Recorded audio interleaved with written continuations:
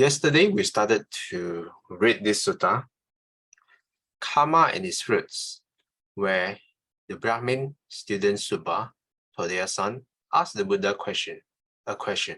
Why is it that human beings are seen to be inferior and superior? What does it mean, inferior and superior? Some people have short life, some people have a long life, some people are sick, some people are always healthy, some people are ugly, some people are beautiful, yeah, and so on and so forth. And we have finished reading the first one. Why are people, some beings are short-lived and some beings are long-lived?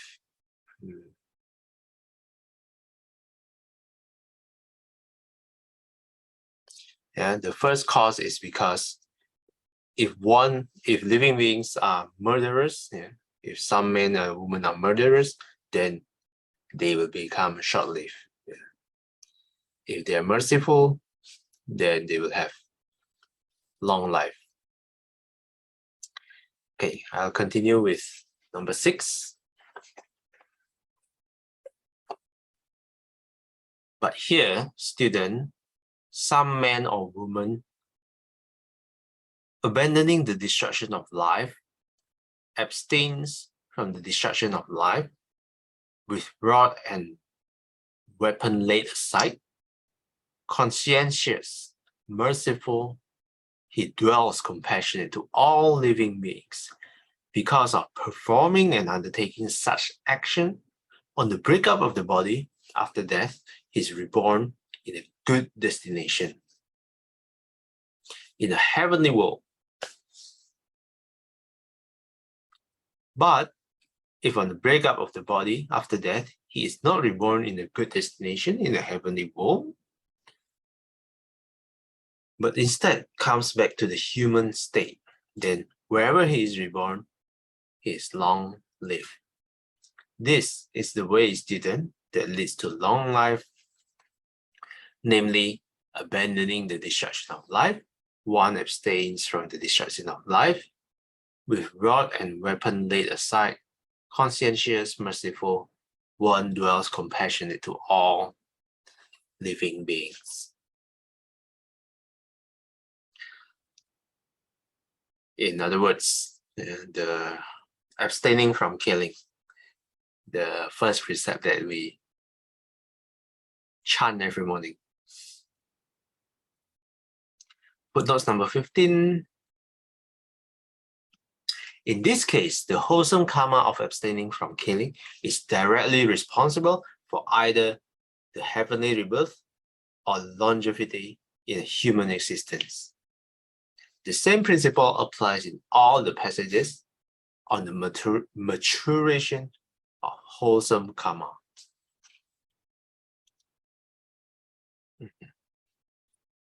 So this is the direct opposite of killing, and as a result, instead of being short-lived, you will get longevity.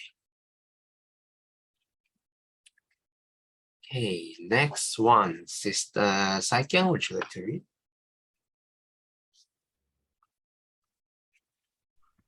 Here, student, some man or woman is given to injuring beings with the hand, with a clod, with a stick, or with a knife. Because of performing and undertaking such action, on the breakup of the body after death, he is reborn in a state of misery.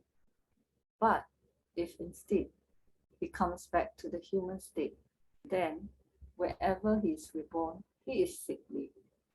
This is the way, student, that leads to sickliness. Namely, one is given to injuring beings with the hand, with a clod, with a stick, or with a knife. Okay, thanks, Sister Saikyang. Okay, this one, injuring beings, yeah, so not necessarily killing, but harming others, yeah, like torturing people with a knife. Yeah. So not to the point of death, but still causing a lot of pain. If one performs such action, then after death, if he comes back to the human state, wherever he is reborn, he is sickly. Yeah. So if you see it in the news where some people have a lot of problem even since childhood, this could probably be the reason, according to the sutta. Sister Shomi, would you like to read the next one? But here, student, some man or woman is not given to injuring beings with a can, with a clod, with a stick, or with a knife. Because of performing and undertaking such action on the breakup of the body after death, he is reborn in a good destination. But if instead he comes back to the human state, then wherever he is reborn, he is healthy. This is the way, student, that leads to health. Namely, one is not given to injuring beings with a hand, with a clod, with a knife, with a stick, or with a knife. Okay, thanks, Sister Shomi. So this is exactly the opposite. If you don't harm beings, then you will lead a healthy life. I guess most of us are living a healthy life now, so this applies to most of us here. Okay, next one, Sister Chai-Kon, would you like to read?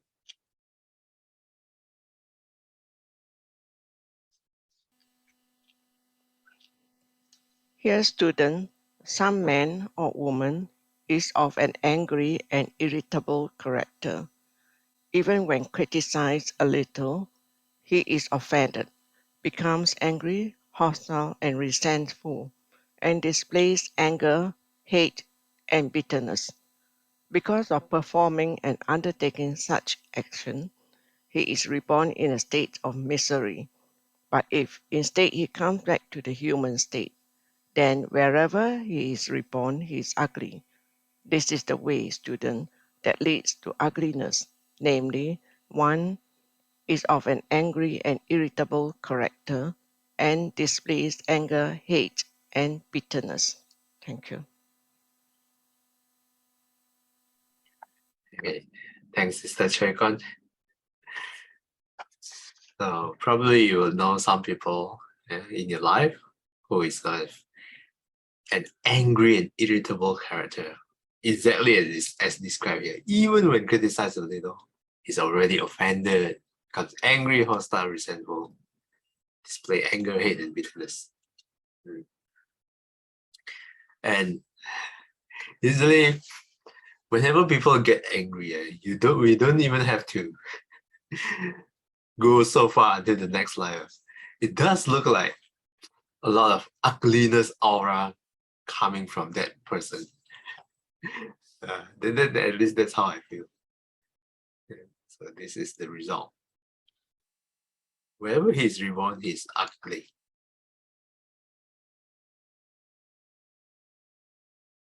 Okay, next one, Sister Lin Toy, would you like to read? But his student, a man or woman, is not of an angry and irritable character. Even when criticized a little, he is not offended, does not become angry, hostile, and resentful, and does not display anger, hate, and bitterness. Because of performing and undertaking such action, he is reborn in a good destination. But if instead he comes back to the human state, then wherever he is reborn, he is beautiful. This is the way, student, that leads to being beautiful, namely, one is not of an angry and irritable character, and does not display anger, hate, and bitterness. Okay, thanks, Sister Lin Toy. So this is the opposite. If you see people always smiling, they do, at least for me, feel more attractive to me. But do you guys feel that way too? When people are smiling and friendly, they feel more attractive to you? Some of you. Okay. Okay, so that's about being how some people become ugly, how some people become beautiful, according to this sutta. Next one, Sister Billy, would you like to read? Dear student, some man or woman is envious, one who envies, resents, and begrudges the gains, honor, respect, reverence, salutations, and veneration received by others. Because of performing and undertaking such action, he is reborn in a state of misery. But if instead he comes back to the human state, then wherever he is reborn, he is without influence. This is the way, student, that leads to being without influence. Namely, one is envious towards the gains, honor, respect, reverence, salutations, and veneration received by others. Thanks, Sister Billy. Okay, so now we are taking a look at the factor of people without influence. So whoever is envious, resents, begrudge the gains of others. So envy and jealousy, or covetousness, then these people will have no influence. Sister Aikim, would you like to continue? But here, student, some man or woman is not envious, one who does not envy, resent, and begrudge the gains, honor, respect, reverence, salutations, and veneration received by others. Because of performing and undertaking such action, he is reborn in a good destination. But if instead he comes back to the human state, then wherever he is reborn, he is influential. This is the way, student, that leads to being influential, namely, one is not envious towards the gains, honor, respect, reverence, salutations, and veneration received by others. Thank you. Thanks, Sister Aikim. So this is the opposite. If you're not covetous, if you're not envious, then you will be influential. Okay, I'll continue with number 13. Let's read a few more paragraphs. Here, student, some man or woman does not give food, drink, clothing, carriages, garlands, scents, unguents, beds, dwelling, and lamps to ascetics or Brahmins. Because of performing and undertaking such action, he is reborn in a state of misery. But if instead he comes back to the human state, then wherever he is reborn, he is poor.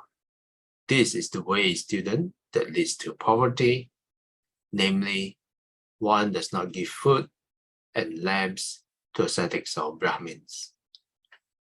But here, students, some men or women give food and lamps to ascetics or Brahmins. Because of performing and undertaking such action, he is reborn in a good destination. But if instead he comes back to the human state, then wherever he is reborn, he is wealthy. This is the way, student, that leads to wealth. Namely, one gives food and lamps to ascetics or Brahmins. Okay, so this is about generosity. If you are generous, then when you're reborn, you will become wealthy. If you're stingy and not generous, then when you're reborn, you become poor.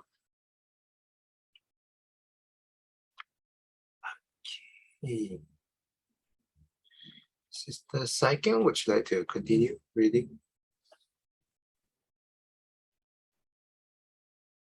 Here, student, some man or woman is obstinate and arrogant. He does not pay homage to one who should receive homage, does not rise up for one in whose presence he should rise up, does not offer a seat to one who deserves a seat, does not make way for one for whom he should make way, and does not honor, respect, revere, and venerate one who should be honored, respected, revered, and venerated. Because of performing and undertaking such action, he is reborn in a state of misery. But if instead he comes back to the human state, then wherever he is reborn, he is low born. This is the way, student, that leads to low birth.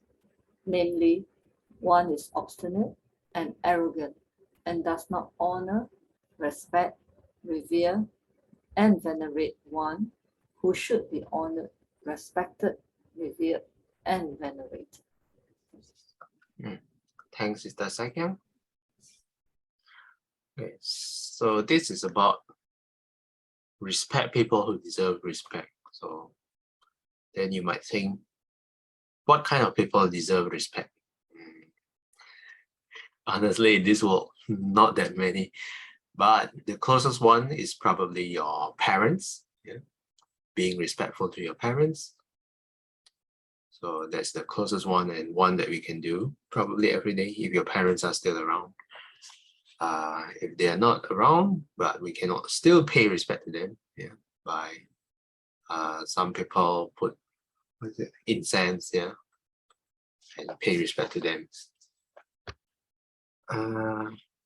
And by lowborn here, it's not exactly explained what is meant by lowborn, but I would say highborn probably you would be reborn as the son or daughter of the kings or presidents. Okay, so this is about being obstinate and arrogant, not paying respect to the people who deserve respect. Okay, let's read one more, Sister Shromi.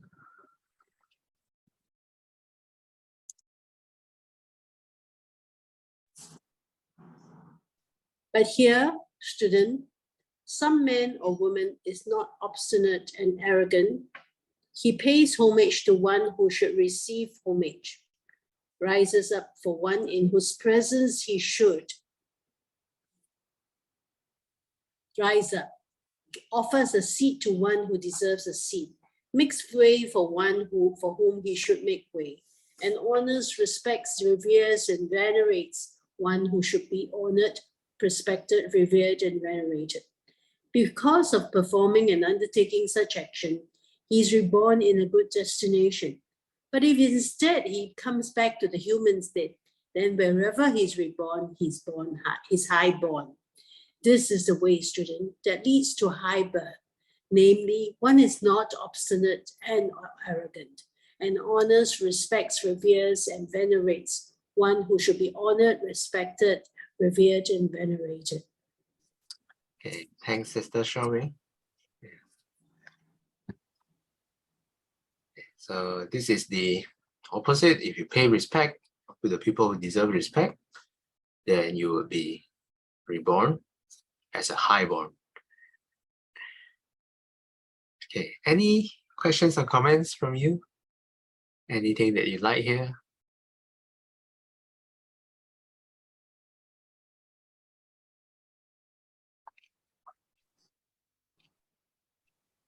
I think the difficulty in helping, like, for instance, for us believers or practitioners, we understand, I think we understand or we accept what is taught. The only thing is that when you try to ask why this leads to this, the suttas that so far that I have come across does not clearly explain or does not explain why this and therefore that. It just says this and that, therefore that. But why? Do you know what I'm trying to say? Is it like how does doing this will lead to this? Is it? What is the process like?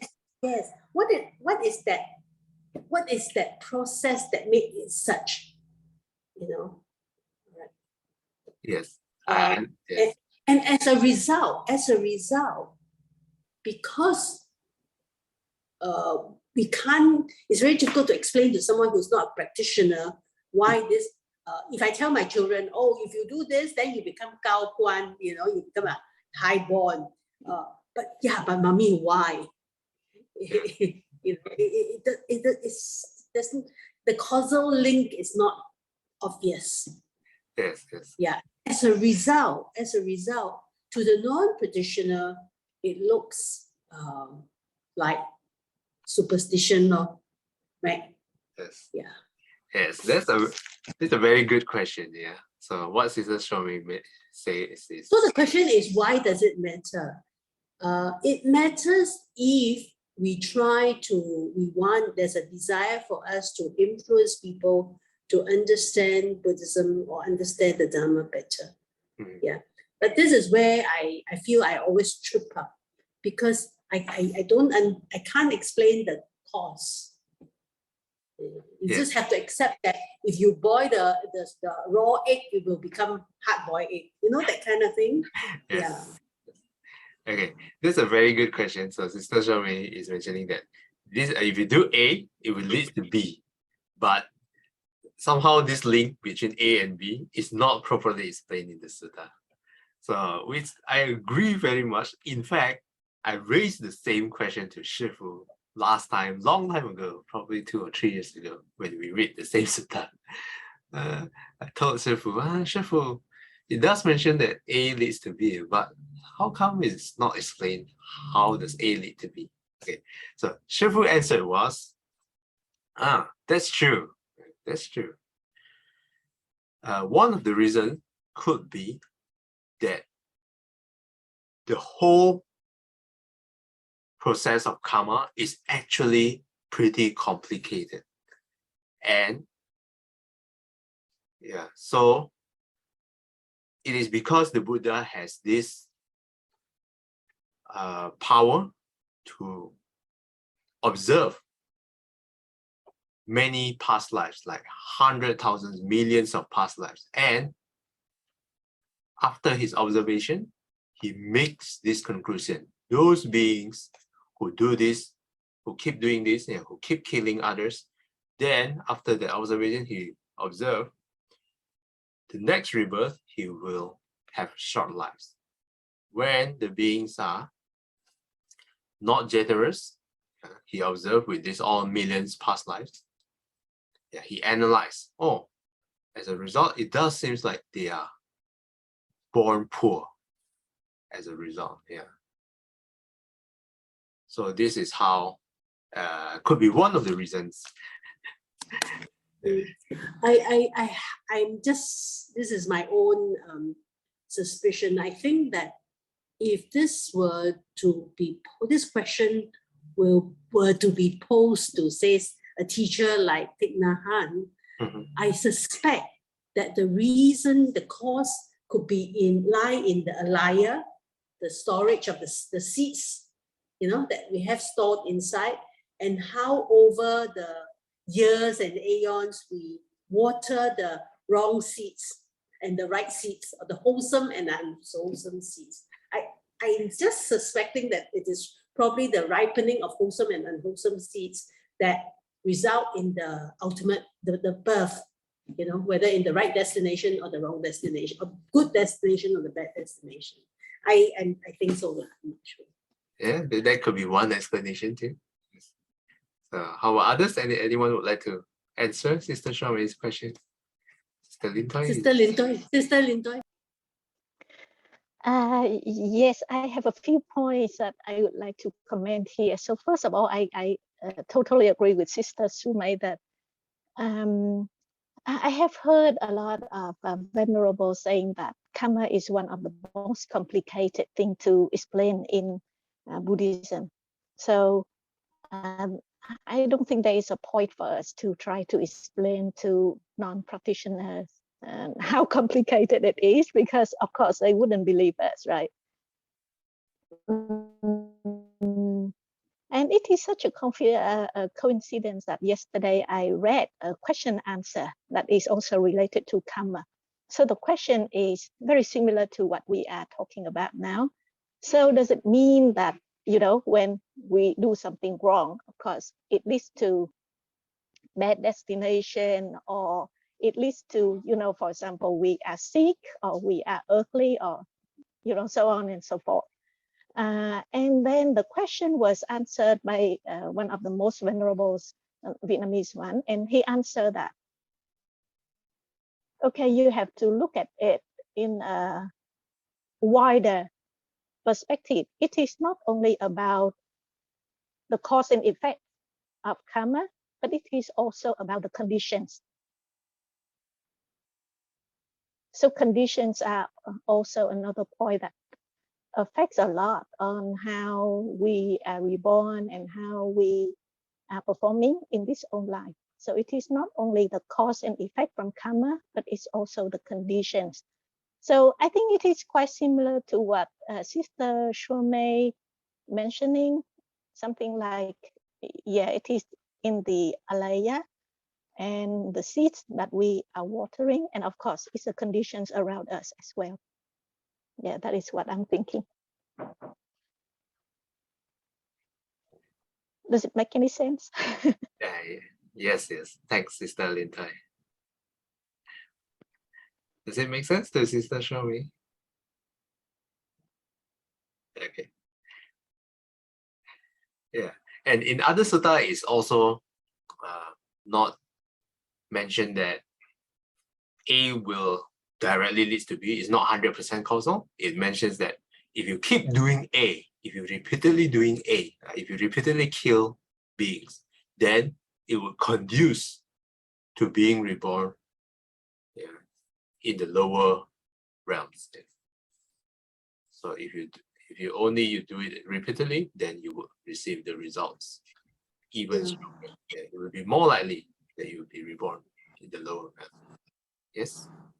So I think along with the ripening of conditions is also before we get to the conditions, I think it's also besides watering the seeds of the in our storage, it's also about I'm not sure it's the same thing. It's also about the imprints, So that's why Buddhist practitioners believe, right? Whether when you listen to not that we believe, but we have the experience that a lot of times we listen to Dharma talks, let's say for instance, and actually sometimes we catch no ball. Okay, a particular thought you may catch no ball. Then years later or sometime later, you hear the same teacher or a different teacher telling you about the same thing. Then suddenly it strikes a note. So I guess it's that imprints, like raindrops falling on a particular soft cement that keeps on, after a while there's a dent. Yeah, I think it's like that. Yeah, that's true. That's a good example. Okay, thanks, Sister Shomei, for the questions. Anyone else would like to add?